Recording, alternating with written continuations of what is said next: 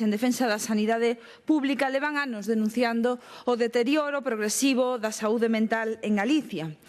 A saúde mental que non só sufre os recortes aplicados á totalidade da sanidade pública. A saúde mental se di moitas veces en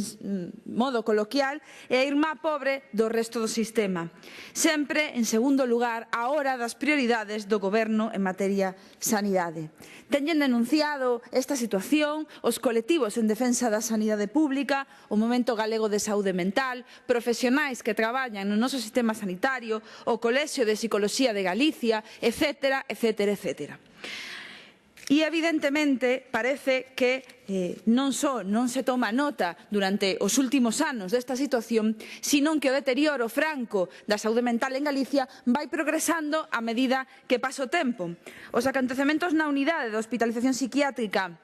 do Hospital de Conso que saíron aos medios de comunicación evidencian a repercusión dos recortes denunciados. O suicidio dunha paciente e unha denuncia dunha presunta agresión sexual por parte de outra paciente ingresadas na mesma unidade debe entenderse precisamente tal e como denuncia o Movemento Galego de Saúde Mental no marco dese deterioro da calidade dos servizos debido aos recortes na última década, prácticamente nestas últimas legislaturas. Na unidade de hospitalización psiquiátrica de Conso foron varias as denuncias públicas desde diferentes instancias pola escasez da dotación nesa unidade, cunha frecuente retirada dos profesionais de enfermería da mesma para cubrir necesidades de outras plantas, é dicir, o que falábamos pola mañán, o non cobertura das baixas, das vacacións, das incapacidades temporais, a precariedade que sufren os profesionais noutras unidades, fai ademais que vostedes movan dunhas plantas, duns servizos a outros, precisamente para non contratar, e en ocasións son as enfermeiras e enfermeiros desa unidade as que se teñen que ir a cubrir a ese persoal que falta noutras unidades que non teñen nada que ver. Ademais, a escasa actividade dos pacientes ingresados denuncian que non hai instalacións adecuadas, que non hai medios suficientes, teñen denunciado tamén a carencia de terapia ocupacional ou mesmo a falta de coordinación e elaboración de plans terapéuticos coa participación dos profesionais sanitarios e sanitarias, cousa que se denuncia tamén noutras unidades de atención da saúde mental. A pesar de todas esas denuncias en materia de recortes e desa denuncia da escasa dotación de medios, nada se fixo para correxir esas eivas que os colectivos profesionais levan anos denunciando. A isto ven de sumárselle, como vostede sabe, tamén a denuncia presentada perante a Xustiza pola morte dun doente psiquiátrico que se atopaba en contención mecánica na unidade de hospitalización psiquiátrica do Chuac.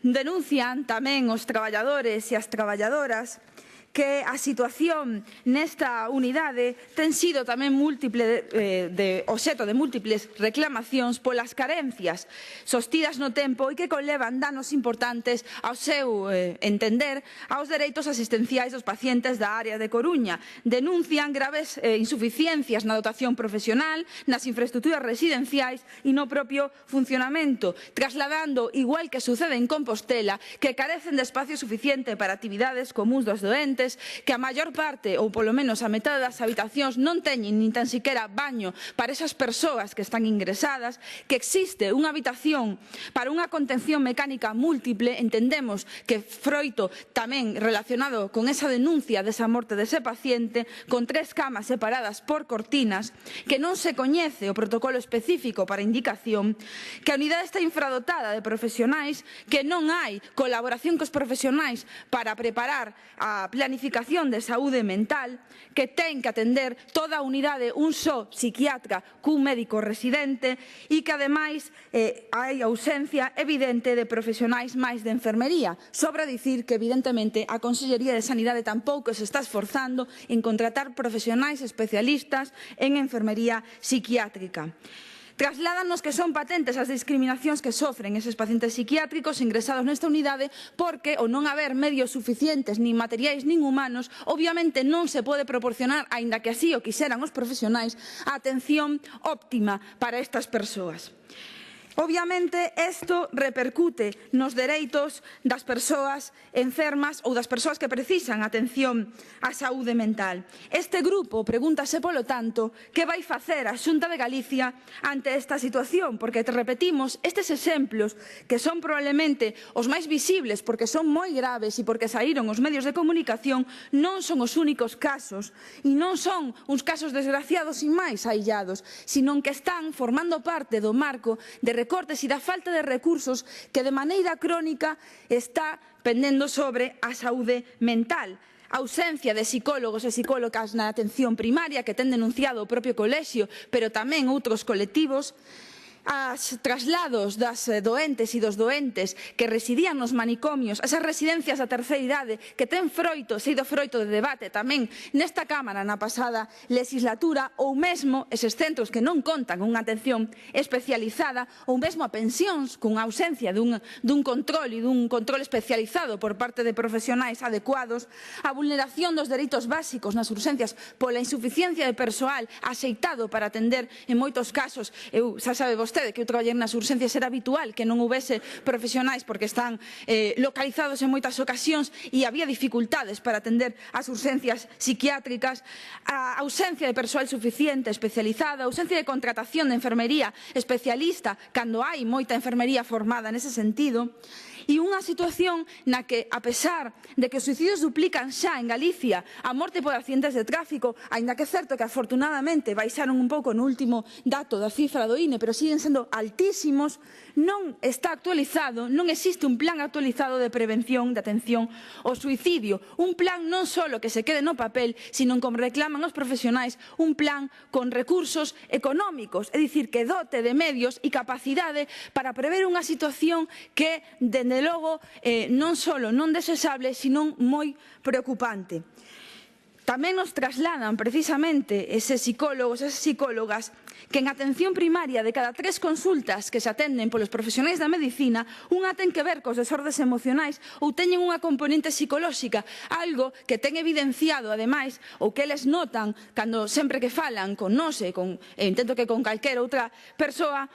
dende o inicio da crise económica, o cal é bastante lóxico. É dicir, a xente acude con moitos máis problemas derivados da súa situación e, obviamente, é necesaria un reforzo da saúde mental. Sin embargo, se está a facer todo o contrario. Non temos tampouco un novo plan de saúde mental. Levan reclamando moitísimo tempo os profesionais. Un plan que se faga colaborativo con elas e eles, pero un plan que teña recursos, porque senón, obviamente, de pouco servirá.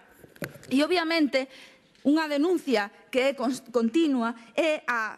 o esquecemento que ten a saúde mental infanto-juvenil. Prometeron unha segunda unidade no caso da hospitalización que non só non se fixo, sino que actual ten un montón de carencias e non se está atendendo realmente a saúde dos nenos e das nenas, a saúde mental, perdón, dos nenos e das nenas deste país, ou o trastorno mental grave. Por non dicir, por non falar da situación das condutas adictivas do país. Xa discutimos durante o debate orzamentario como se mantiñan ao longo do tempo, ao longo das 2 legislaturas, os recortes aplicados dende o inicio da crise económica a todas as partidas adicadas precisamente á prevención da drogadicción e das adiccións en xeral.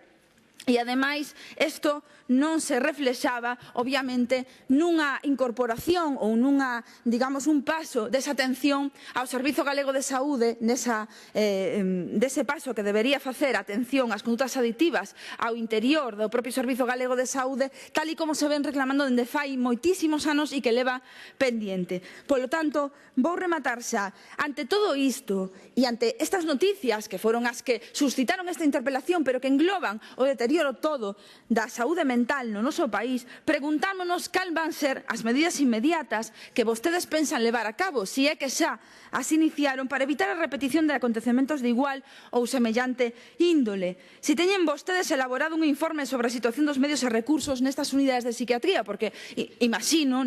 que despois destas denuncias a Consellería terá iniciado algunha investigación ao respecto. Se van ser escoitadas e tidas en conta por parte da Xunta de Galicia as demandas e advertencias deses colectivos e profesionais en relación con esta materia. Nos entendemos sin ningún tipo de digamos, de criterio en favor delas e deles, que, lóxicamente, son as profesionais, solo por estar ali, as que traballan todos os días, lóxicamente, as que terán máis coñecemento da situación dos servizos, das carencias e de que hai que mellorar nese servicio. E se pensan dotar vostedes de persoal suficiente, así como de profesionais de enfermería especializadas, estas unidades, para, polo menos, tentar dar un servizo mellor do que dan. Asegúrolle que non só o agradecerían as persoas que teñen dereito a ter esa saúde mental no Servizo Galego de Saúde, senón as profesionais que non queren traballar, lóxicamente, nestas condicións. Máis nada por agora e moitas gracias. Gracias, señora Solla. Resposta do conselleiro de Sanidade.